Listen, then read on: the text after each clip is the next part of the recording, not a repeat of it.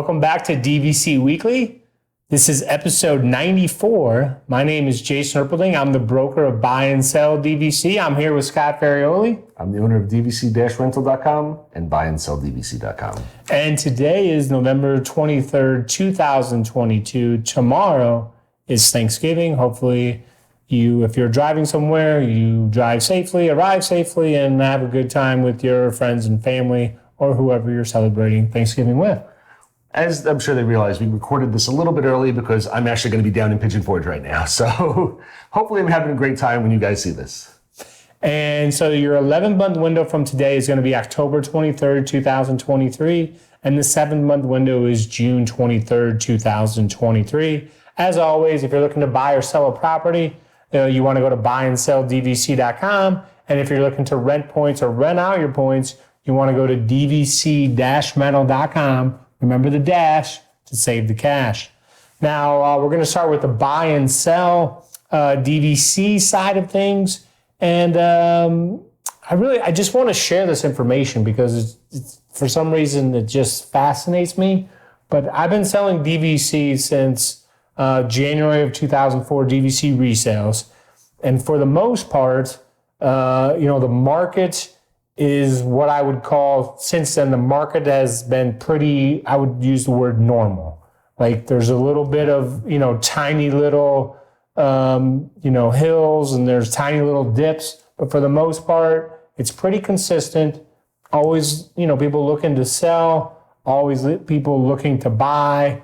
But I just want to share, since March of 2020, it feels like everybody is doing the same thing at the same time. And it just, so like when March of 2020 hit, right? Mm-hmm. So then I don't know if you remember the stock market, it dropped tremendously.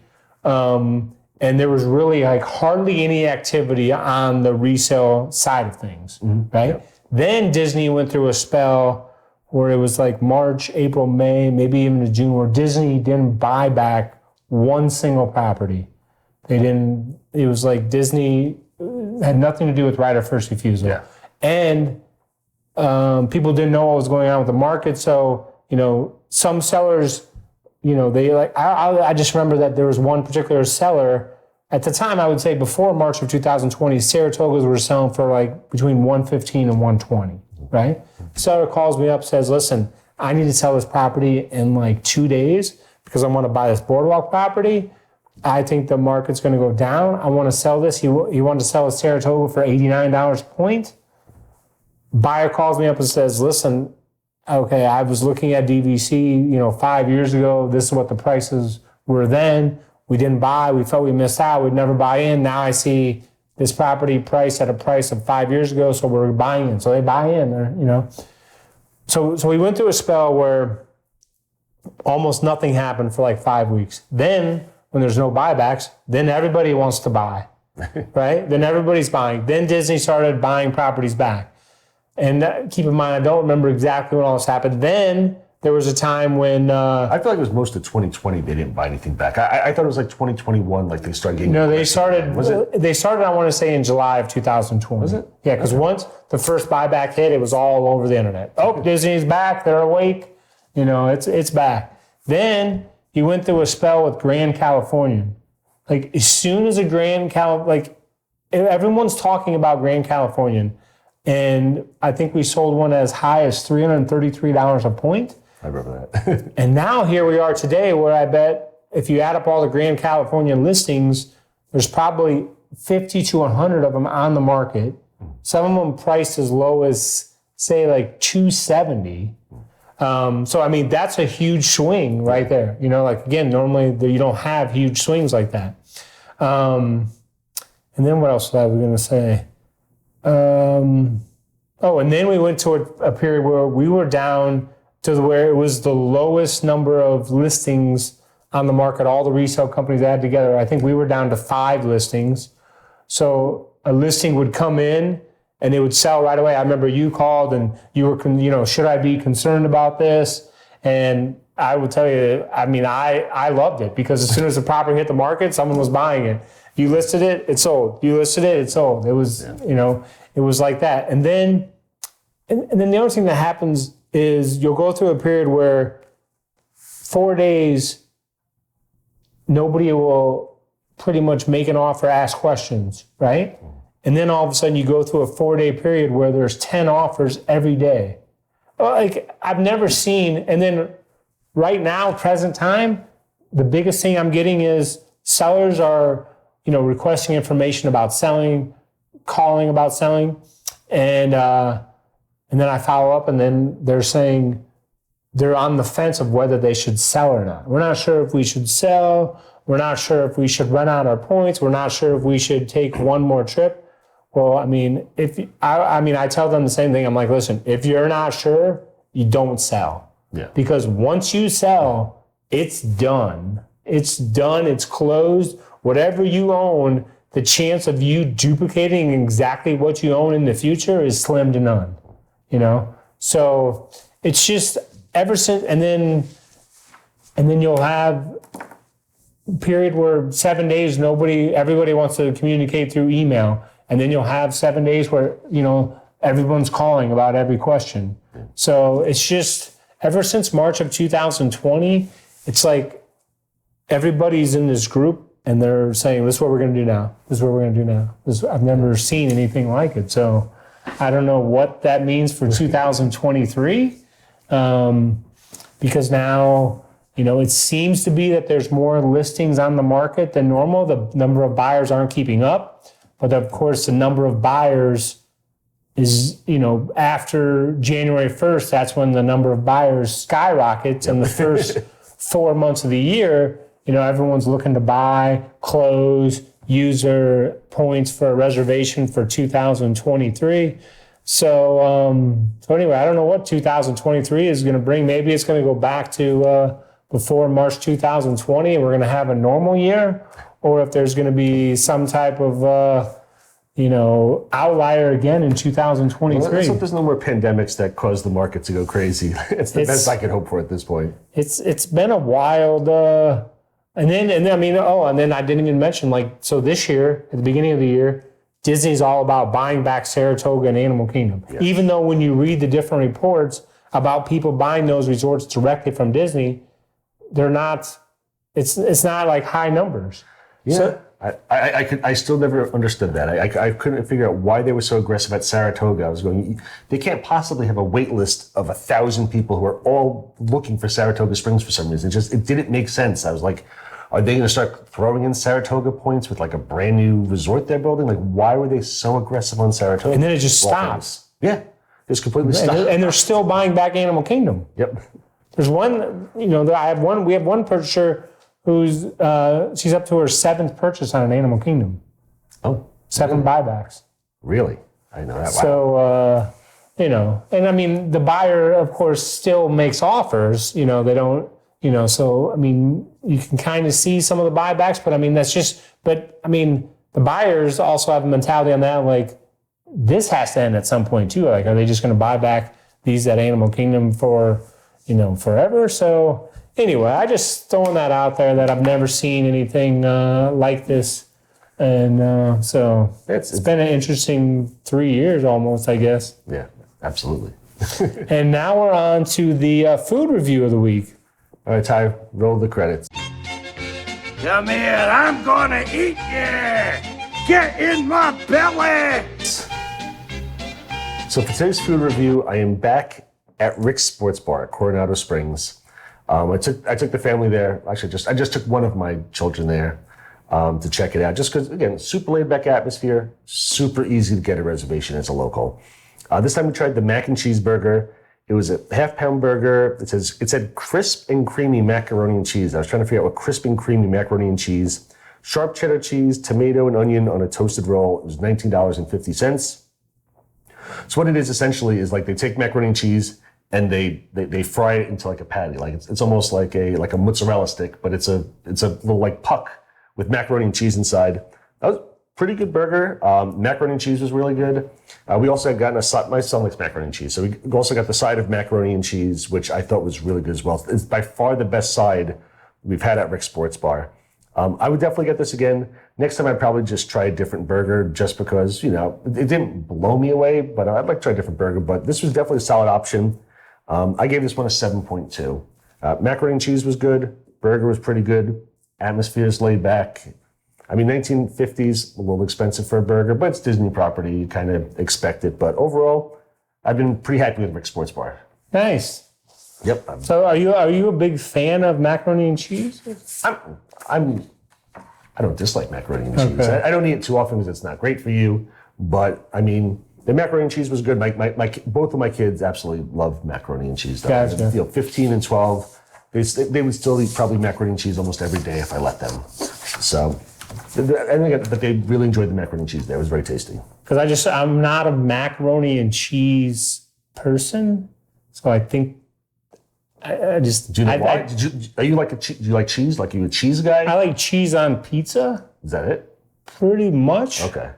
Like I didn't have macaroni and cheese like growing up, and then I will tell you, I think the last time I had macaroni and cheese was 1992. Really? Just yeah. Ooh, that's interesting. So sorry. I like macaroni. I just had to throw I definitely like it more than you, apparently. that random info out there. No, I'm sure the family. And my family doesn't eat macaroni. Like I don't think my wife's ever eaten macaroni and cheese that I've seen in 22 years. My kids don't eat macaroni and cheese. So, Really? Yeah. I figured they'd have macaroni and cheese at school or, on one of the parks or something. A lot of times they don't have a lot of food options. I figured that the kids would have almost been forced to eat macaroni and cheese. I'm going to have to double check now to make sure. Okay. Okay, now we're on to the DVC-rental side of things. So I just wanted to mention, actually it's kind of like a follow-up to what Jason had just said, that we're just about to start hitting our super busy season on the rental side. I would mention that we pay an industry high $18 per point.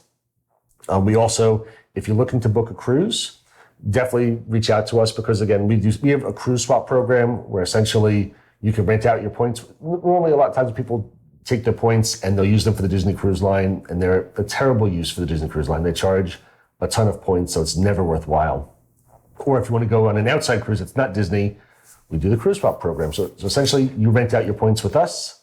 We then take the money that we would normally pay you back, and we apply that towards the cruise. So we can book you Disney Cruise Line, Royal Caribbean, and I'm going to mention that also in the next, I'll say month and a half, 2 months, we're going to start booking Celebrity as well.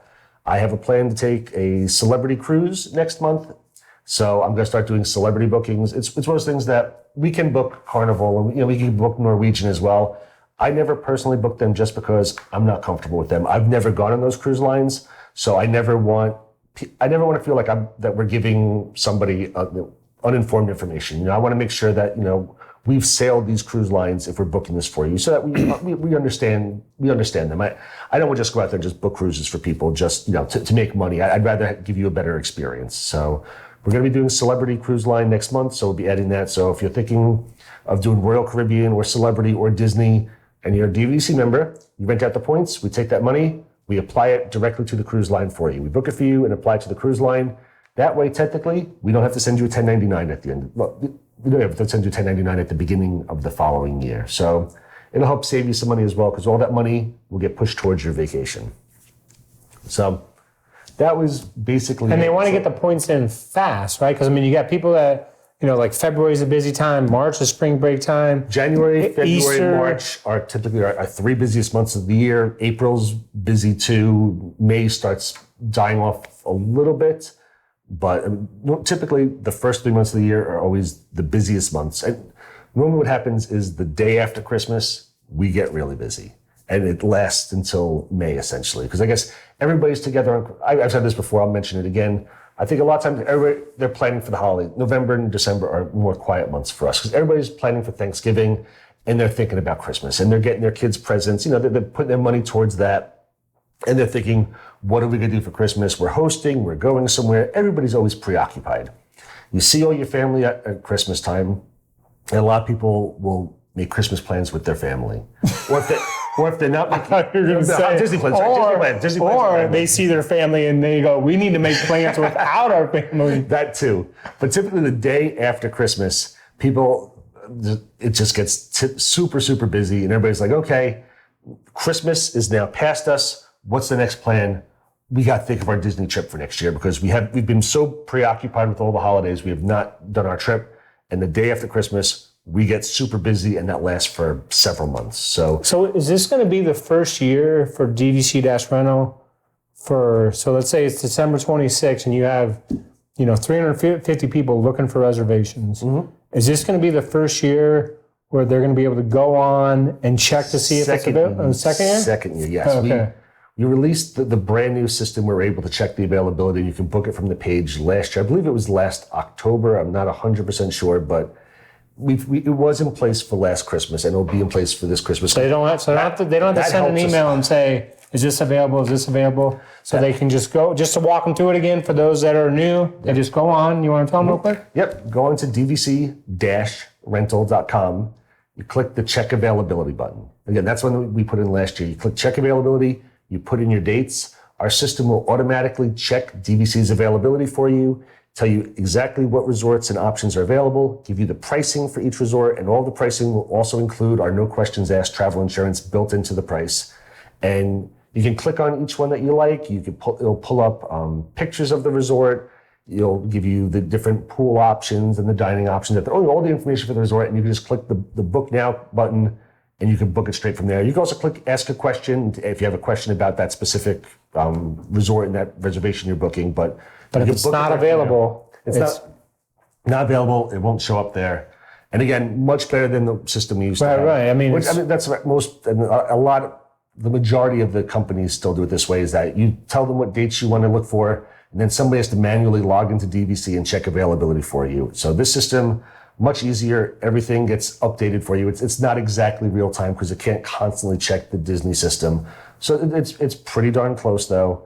And I know during our busy season, sometimes, we were getting 400 or 500 emails a day of people just check these dates. And just, this has helped out a ton that we've got everything for you. And again, it gives you the prices automatically. Everything's built in, super, super simple. So if you're sitting around and you're talking with your family and you want a vacation with your family, take out the laptop. Take out the laptop, check availability, because as soon as someone says, well, let's go here, you can be like, well, that's not available. Exactly. And then you can say you can just start, this is available. You can find out real time, and it's super easy. Year number 2, super easy. Yeah, but much easier for our team with not having to quote 400 rooms a day. So a lot easier that we're able to pull that in for you and just book the rooms when they come in. But again, we're going to start getting busy day after Christmas. So if you're able to get in before then, I suggest it. Just make yourself a little bit easier on you, because day after Christmas, it's going to get busy, and that will typically get a lot of DVC members in with points, and then we'll get a lot of requests in as well. So luckily they're coming at the same time, but it can get busy. So if you're able to get it in beforehand, in the next couple of weeks, get it in. Otherwise, they'll still take care of you. But if you're doing the cruises, try to get those in as quick as possible. And also if you're doing the cruise swap, truthfully, we take the cruise swap people, and we'll try to move your points to the top of the list to get them rented as fast as possible, because we know that we have to turn around and book you a cruise as well. So it will help your points rent faster too. Sounds good. Thanks for watching. Be sure to hit the like button. Be sure to hit the subscribe button, and come back next week and try not to, I was going to say eat too much on Thanksgiving, but I don't know if that should That's what Thanksgiving is about. Try not to overindulge too much, but make sure you enjoy your Thanksgiving as well. It's one day of the year. Enjoy it, eat a bunch. Next day, then get back to your regimen. Well, and then you have to have those Christmas leftovers on Friday, though. That's what kills me every year. You have Thanksgiving, then you get the leftovers, and also you're like, it's Christmas time, it's Christmas cookie. And all of a sudden New Year's rolls around and I'm 20 pounds heavier, and I'm like, stupid holidays got me again. All right. On that note, we'll see you next week. Have a great day.